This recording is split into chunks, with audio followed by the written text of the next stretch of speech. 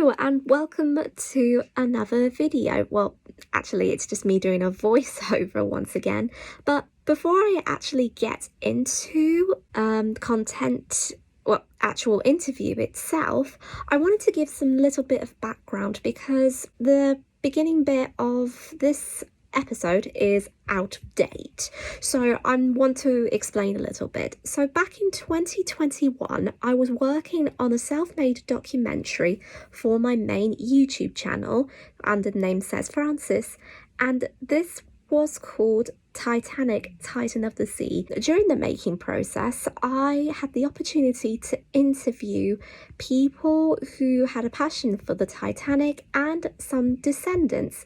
And one of these descendants was David Haisman. David is the youngest son of Titanic survivor Edith Haisman. And I really didn't expect to interview him to begin with. So when I asked if he was willing to do an interview, I thought, okay, I won't expect anything, but it turned out he was interested, and henceforth we've had the interview. And I uploaded originally on my main YouTube channel again, and then I also uploaded onto my old original podcast called The Social Wave Project.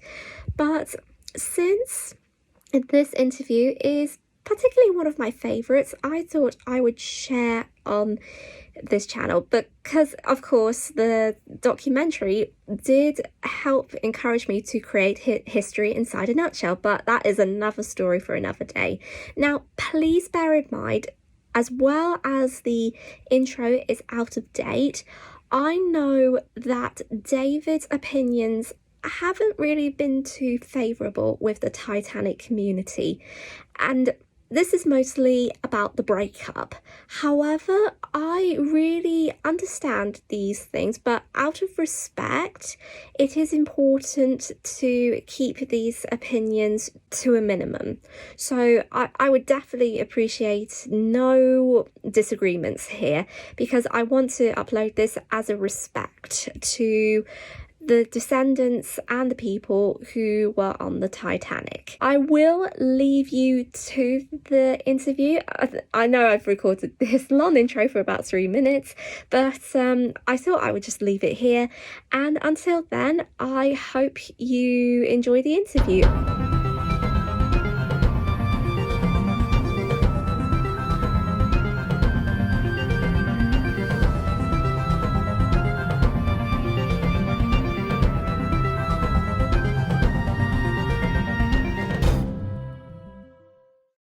Hi everybody, and welcome to another special edition of the Titanic special on the Social Wave Project podcast.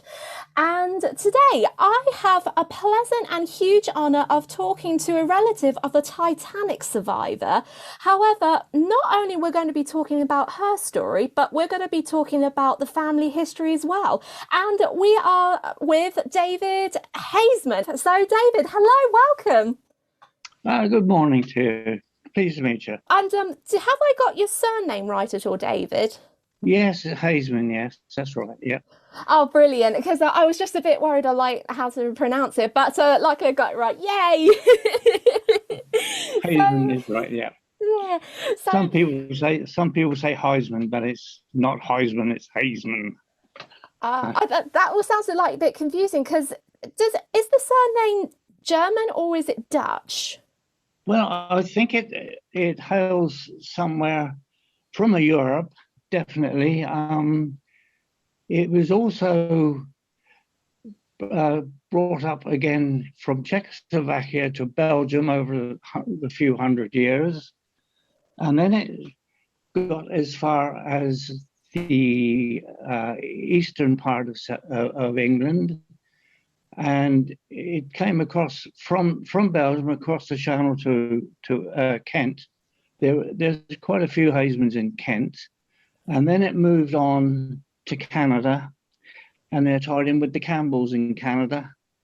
So that's about as much as I know about it. But it's I think it hails from Europe at one time. Yeah, certainly.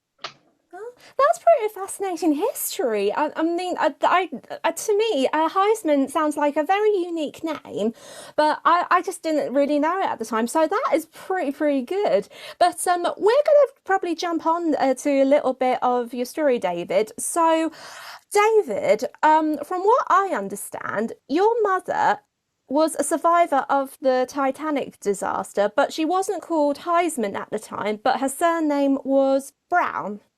That's right. Yeah, her father, Thomas Brown, who was a quite a wealthy fellow, actually. He was a Freemason as well in those days, and he was married once before he married Elizabeth, which is my mother's mother, and she was quite a wealthy woman. She came from a family in South Africa who had dairy interests and so on, and they had quite a bit of money behind them.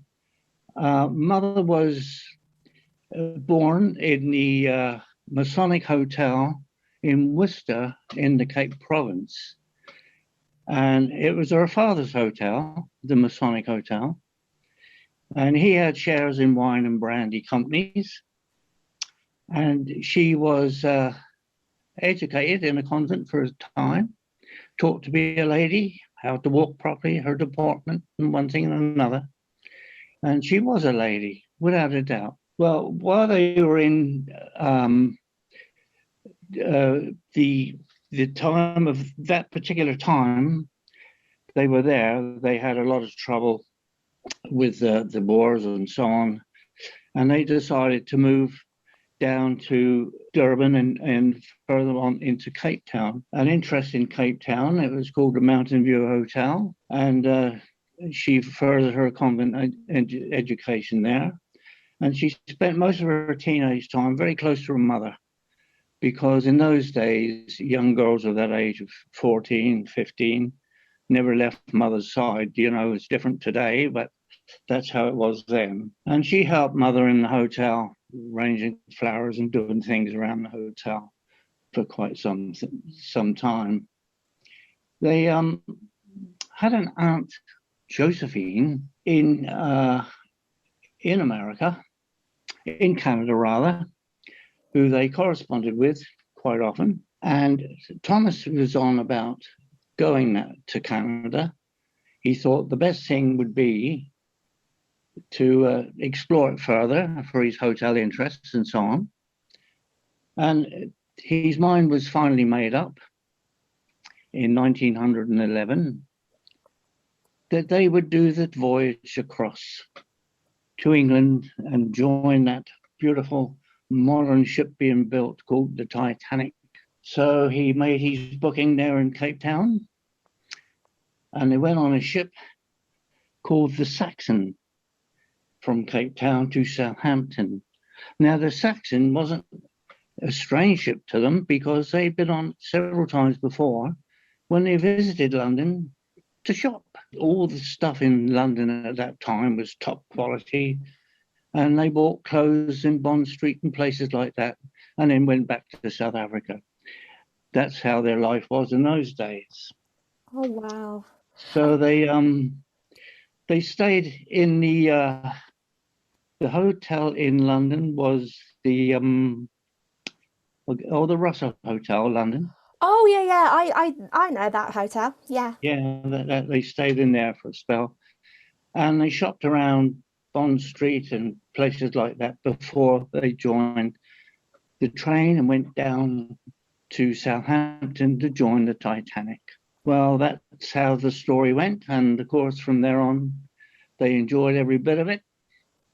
For the start, going up the gangway, Thomas came over very strange. He felt faint.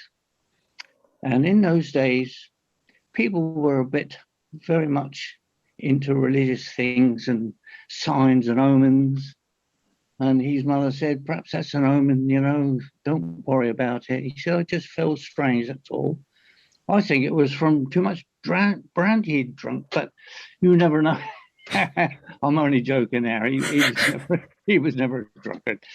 But years later, mother always said that was a bad omen. So that's what they believe, you see. Anyway, Yeah.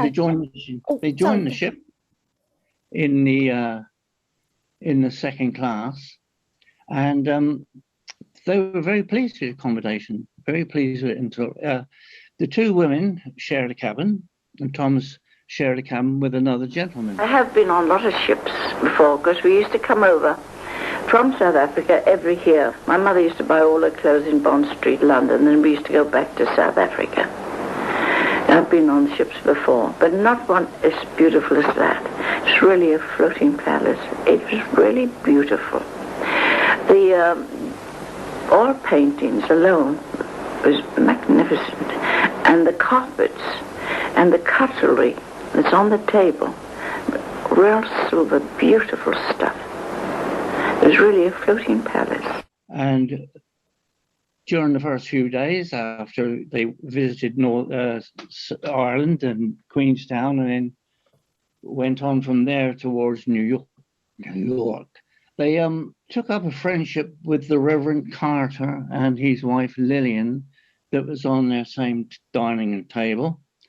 And they got on very well. They always chatting away in the smoking room. There was gossip on board about a fire in the bunkers. And this is not an unusual event on coal-burning ships. It's when they load ships with coal, there's a great deal of friction involved, and sometimes a spark can come from that. And atomized coal dust is very explosive, and this can cause a fire. But that's not uncommon. They would hose it down as it goes in the bunkers, and sometimes it would start again, but that's all they did during the voyage, is hose it down. And the water would go down into the slop tanks and the bilges and then be pumped out to sea. Dirty water. But they wouldn't do that today, as you know. No, that must have sounded pretty disgusting, really, with all that, and probably hard work as well. Well, it was what you term as slurry, you know. It's from coal dust and water, it'd be slurry, you know. But it's mucky anyway. And there was talk about that, and people were saying, I believe there's a fire on board and all this and that. But of course, it wasn't that dangerous as it's been made out to be. It was quite common. During the voyage, Captain Smith did his rounds. Now, in those days, it's quite normal. They don't do it today because ships are so big, you know, and that. But in those days, the captain would always do his rounds and meet the passengers on deck. In all the classes, even the third class, he'd pop down there and have a chat with them. Oh, I did not know this. Oh, yeah, my goodness. Well, that's how they were. It was to keep the company in good esteem, and it was a good advert for him as well. And he spoke to Thomas, and he said, "Are you enjoying the voyage?" and so on. And my mother said to him, "Have you got dogs on board?" He said, "I believe we've got a couple on the dog deck." And she said to him, "Have you got a dog, Captain?" And he said, "Yes, I've got one home back in Southampton, Captain Smith."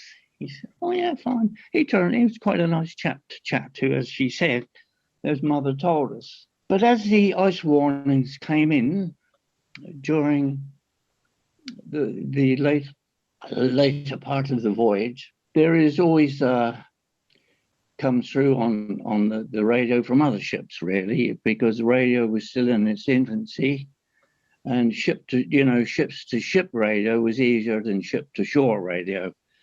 And they were saying there's ice in the region, and they just said, well, yes, we've heard there's ice around, but no one took much notice of it. But one of the things with an iceberg, it can be a pack of ice. It can be thousands of years old, and it could have all kinds of bird droppings on it and rubbish and so on from birds and what have you. And old seamen used to say, you can smell these bergs when they're in the area. Well, whether that was the case with Titanic or not is something else. But of course, they never took much notice of it. And on the night in question, things were normal. And I was a lookout with Cunard White Star as a seaman. I was a paid lookout. They were the only shipping company in the Merchant Navy that paid lookouts. because of the Titanic disaster. And I used to get extra money for that, and I used to go up inside the mast. It's hollow, inside. There's a ladder upstairs, like a tube. And when you're up there, you're in a different world. In thick sea-laying fog, you're in sunshine and you can't see the ship below you. That's how it is sometimes. But on those occasions when there's ice to be in the area, they usually double up on lookouts. And they also have, when I was at sea, they had what they called an ice routine. That was the closing of ports and deadlights, and of course watertight doors. The watertight doors can be operated from the bridge, but all the ports and deadlights have to be shut. Well, whether there was an ice routine operated on Titanic to that degree is quite extraordinary, really. But what they did do is they doubled up on lookouts. Now, in my day, we always put a lookout on the forecastle head and one up the mast, because when you're up the mast, you can see far further than you can on the forecastle head. But the Board of Trade always states we must have two in fog or in ice routine situations. Well, they had two up the mast, hardly any room to move up there. Freezing cold, wearing whatever clothes they could, because they were quite poor seamen were in those days and had none of these heavy duffel coats and things. So they would be wrapped up, and they'd even put blankets around themselves to keep warm up there. And they had to do a 2-hour stunt. So with that and eyes watering and very little protection up there, they actually had the situation where they had a shroud of fog and some ice in the vicinity, and suddenly an iceberg was spotted. Now, in those days, with the ship steaming at 21 knots, which is quite fast, it's about 23 miles an hour. With the ship steaming at that speed, you have to have the notice beforehand to stop the ship. When you have an emergency stop, that's the same, but it takes longer. Now, normally, the captain would put the ship on standby if he thinks there's ice in the region or an iceberg around. Put her on standby. And when you put a ship on standby, the revolutions are slowed down slightly. So instead of going at top speed, you're still going at a good rate, but less so. That might not have happened with Titanic. When they said iceberg ahead, time was of the essence. It really was. They would have had to notify the engine room after they realized there was an iceberg dead ahead. That takes several seconds, and you're still traveling at 23 knots, 22 knots. Tell the engine room. Engine room down below, always on a ship when it's steaming well. The engineer's not necessarily on the throttles. They're usually around doing jobs in the engine room all over. They don't actually stay by the throttles all the way. The ship's running itself. So there, the first thing when they get that alarm bell, stop, full astern, becomes disbelief. More valuable seconds are wasted. Then they have to get into position, find out, is this right? Is this true? What's happening? Turn these huge wheels to divert the steam. And all of this time, the ship is still going ahead at 21 knots. So its impact with the iceberg is massive. I always quite wonder, as the story goes, your grandfather, Thomas, he got your grandmother and your mother, Edith, to get up from their beds, and he went to check to see what's happening. Did they actually feel the iceberg impact at all? Well, he said to them when he knocked on their door, he said, first of all, he just warned them. He said, there's talk that there's ship has struck an iceberg, but I'll go up top and see what I can find out. And then later, about 5-10 minutes later, he said, you'd better come on deck and put all your warm clothes on. Everyone's assembling up on deck. And the stewards then were going around the alleyways, banging the doors, saying, everybody up, want you up top, got to get upstairs just in case. Again, it still wasn't thought that the ship was going to sink. They thought it was an emergency But as always, they would go back to bed later and it'll all be over. That's what they thought. But not so. Of course, when they finally got up there on deck, he found so many people up several flights of stairs, so many people up there standing around saying, we'll be glad when this is all over so we can go back down to bed again, puffing on cigarettes and walking around in circles, and nobody were not really understanding that the ship was in a critical situation. The forward sections were flooding with water. The Reverend Carter, this is quite a strange little story that goes with that. The Reverend Carter helped Thomas to put Mother and her daughter in the lifeboat. And then he said, I'll go back and attend to Lillian, his wife, who's destined for another lifeboat. He must have done that. But at the end of it all in New York, when they got the passenger survivors list out, Lillian wasn't a survivor. So did she climb out of the boat again to be with her husband? Because he went down. So it's quite something else, isn't it?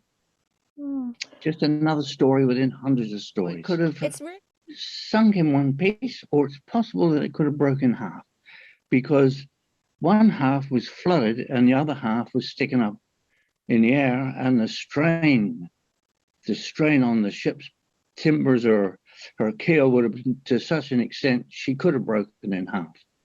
But the way she laid on the ocean floor was in two separate pieces. So perhaps she did break on the way down, I would imagine. But I would think that could be the case, that she could have broken half on the way down, yeah. Oh, okay. That's really interesting. I've never heard of this before. But yeah, that's a definitely interesting theory.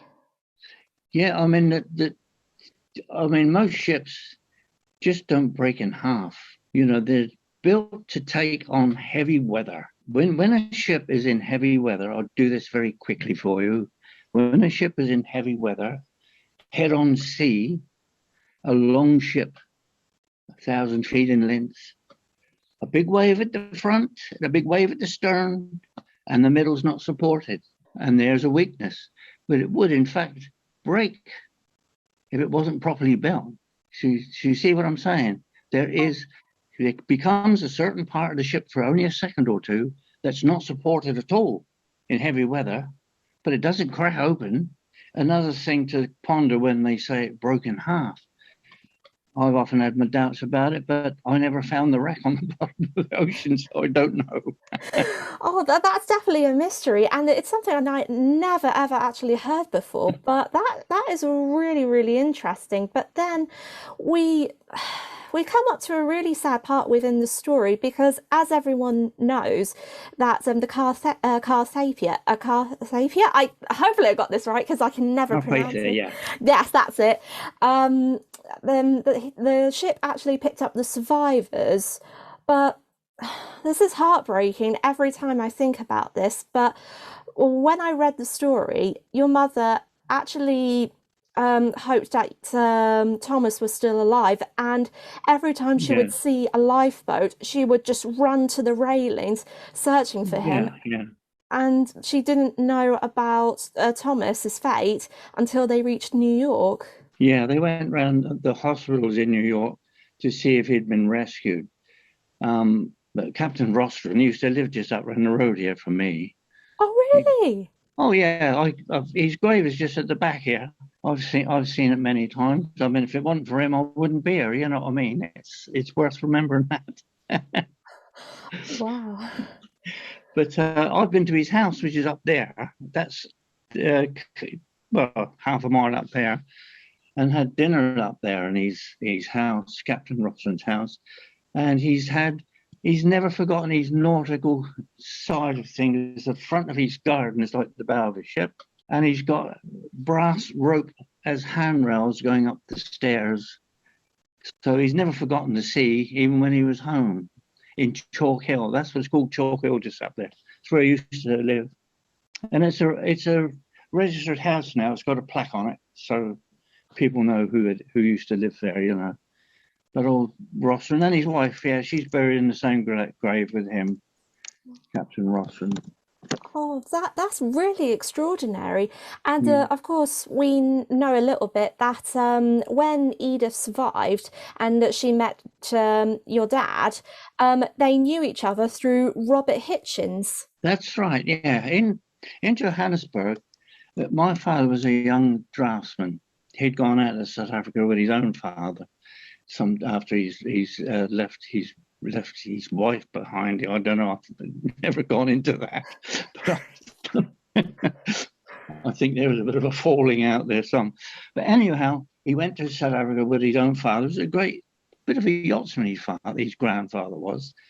But Dad was a draftsman, and he was always wanted to go to sea, but he wouldn't let him.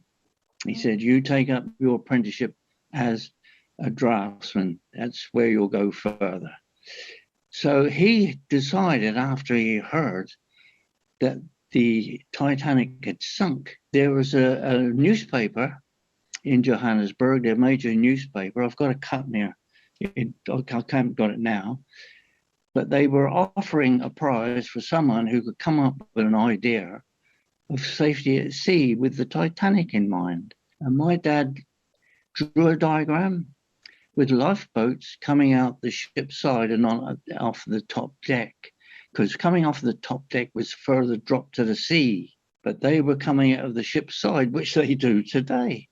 If you look at big liners today, they come out of the ship's side, the lower decks, not up the top. And he won a prize.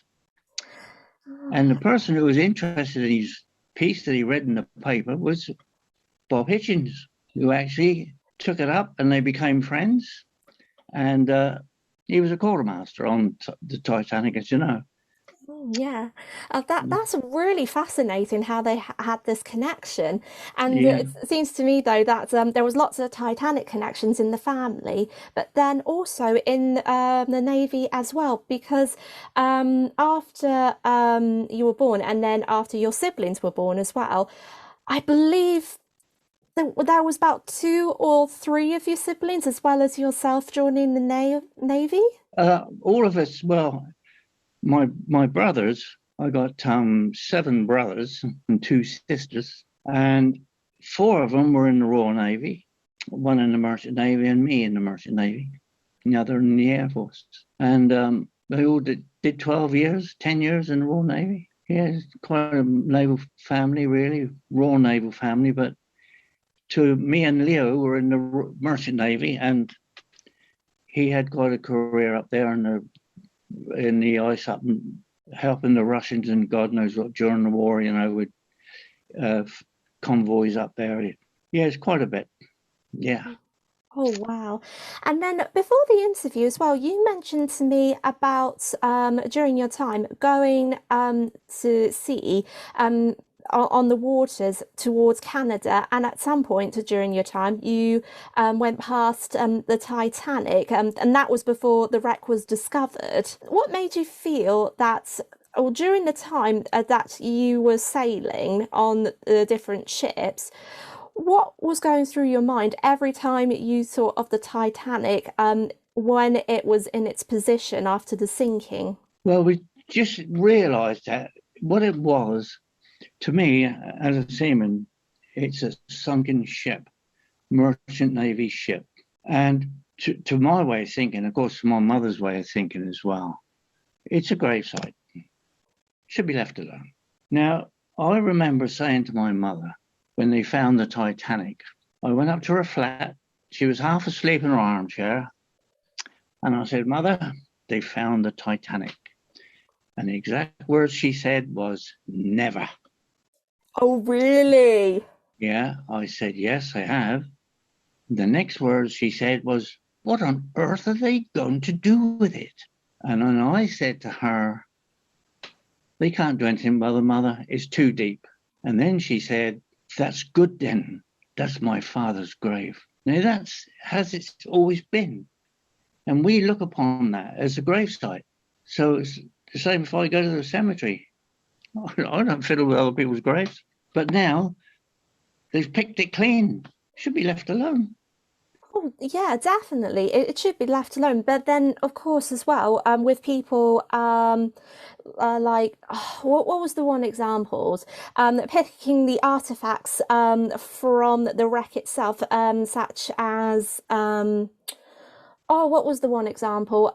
Pairs of shoes, a doll, Yeah, and all the of that. French got a lot of that. They got suitcases out of that ship, brought them up.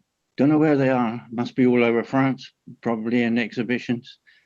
But the thing is, the to really plunder the wreck, which it is, it's been done for money. They say it's for history. Well, if you want a piece of a ship that looks like the Titanic, you've only got to go into the Mediterranean and pick and dive on the Britannic. She's a sister ship in shallow water. The same gear is there, the same radio operations there.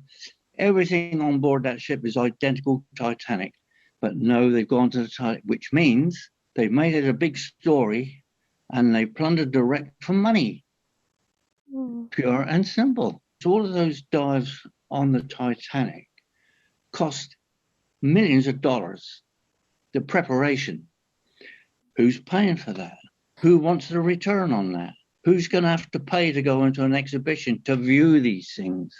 It's going to be for money. It can be for history. It makes you wonder, doesn't it? Oh yeah, definitely. I mean, every time oh, what was this? One example. I always like when I visit like exhibitions or museums about the Titanic, I always think of one thing. And the one example of this I can remember when I was 15, I went to one of the exhibitions in London, and I can remember that in one section when they were talking about the wreck itself, in a glass case, there was a piece of one of the Titanic's hull, and I think it was the big piece. And the fall of the big piece is now in Orlando, in America. And they were encouraging some visitors at the time to touch it, but of course, with COVID now, you can't. When I touched it, I can remember that shivering feeling down my spine, and I thought to myself, this is unbelievable. And I don't know if it's true or if it's false, but that shiver said to me, really, don't touch me. Do not touch me at all. I am more than just part of history. Just don't touch me. And I never forgot that. No, it's amazing how people feel about it. It's you know, I always think with people who have relations that died on there, I went to sea with quite a few blokes who had relatives on there in the crew. But they didn't go on about it. It's just that it was a bad luck job. You know, they didn't make a thing of it. But, you know, Poindexters and people like that. But they were on all canard ships out of Southampton years ago, odds and ends of seamen who had relatives on there and fellow seamen, friends of theirs, and uncles and aunts and uncles and granddads on there. They didn't make a meal of it. It was, to them, it was an unfortunate and terrible disaster. And it was left there for that. That's how people treated it. But it's only this film that's come out that's blown everything out of proportion to such a degree that it's now a money spinner. That's what it is. We know all about the history. We know all about it. We want to see what the radio room looks like. Marconi's got pictures of it. You know. Yes, I think I said this into a past episode before, but I read a newspaper not too long ago that I think one of the American companies was thinking about raising some part of the Marconi room, but the British government said, no, we don't really want that. But of course, that expedition was banned due to COVID. But I thought that was a massive shock. Well, that is. I could tell you something that might interest you as well. Oh, yeah. Did you see the film Titanic? Oh, the James Cameron one? Yeah. Oh, yes, I've seen it plenty of times. Right. When it starts, there's a survey vessel over the wreck site, isn't there? Yes. Right. In 1976, I think, they had a Titanic remembrance voyage to the Titanic wreck site on the ship called the Ocean Breeze. Mother was invited to go on this ship to the Titanic wreck site with my sister. And they went. And Mother's photographed in a wheelchair on the ship over the wreck site, dropping a wreath on the water. Who do you think got their idea of a mother and a daughter arriving at the wreck site from a helicopter this time? That sounds like That's it must really got the story, wasn't it? Oh, yes, definitely. That was at the beginning of the scene Yeah, with Rose and her granddaughter, yeah, and of that's right. course, yeah, and of course, Gloria Stewart was like she must have felt like, in some sense, really, she must Yeah. have been in Edith's position. Well, Cameron knows that because he met the family. He met Dorothy and my mother. Oh, really? That's where he got the idea from. Oh, wow! I did not know this at all. No, he's never said a lot about it because it's going to cost him some money if he does. Oh, that's really fascinating because it was just something that anyone didn't really know about. But of course, as well, everyone said that James Cameron really did a good job of the Titanic. Though I have a little bit of criticism with that. Dramatization of the film spoiled it to one extent, but people wading around in water which is below freezing. Yeah, it's 1 degree below. You can't, once you're in water like that, you've got to wait 3 or 4 minutes if you're lucky. You don't wade around decks and things like that. It's too cold. You try it. Go up the North Pole and try it. Oh, definitely not really, not for me. But I know that what was it that Charles Lightoller said? If you go in the water, it was like 1,000 knives driven in one's body. Well, they do. They say what they do, in fact, is they usually give you 4 minutes before your body begins to shut down, don't they? There's that little bit of adrenaline that kicks in and to keep you alive. And then after about 4 minutes, it gives up. And it only happens in children sometimes where they can last a little bit longer. They sort of have the resilience to do that. But most people, after 4 minutes, it's really curtains if you're not dragged out the water, Yeah. Oh goodness. I mean, that's just sounds like it was a shock. And then when you think of children, babies, the most really and the most Oh, tragic yeah, because yeah. they can't swim, and No, there was a few babies that did die from exposure oh, after the yeah, ship yeah. went down, which is just heartbreaking. Oh, yeah, he done a good job. And, for a dramatic movie, he's done a good job. But when it comes to truth, I mean, the officer who shot himself, it didn't happen. He paid compensation to the family for that. That didn't happen. It's sort of, they're not like that. Seamen are not like that. They'll stay there and help as much as they can. They're not going to commit suicide. But there you are. He got a film and he made money. Lots of it. And then also we've got to think about with the conclusion of this, with the Titanic, because everyone knows really that because of the bacteria in the sea, the Titanic is slowly disappearing, and a lot of people are debating about how the wreck is going to last. But for me, it will be gone within 5 to 10 years. And especially because with all the expedition dives, the ship is disappearing much quicker.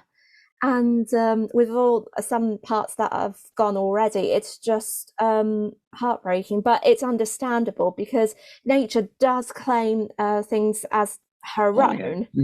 It's all of that will eventually, especially under that pressure as well, it will eventually disappear and leave just a big pile of dust there, I expect. But that is the history of it. And as a ship, it made more money as a wreck than it did if it carried out its 32-year sea career as a passenger carried vessel.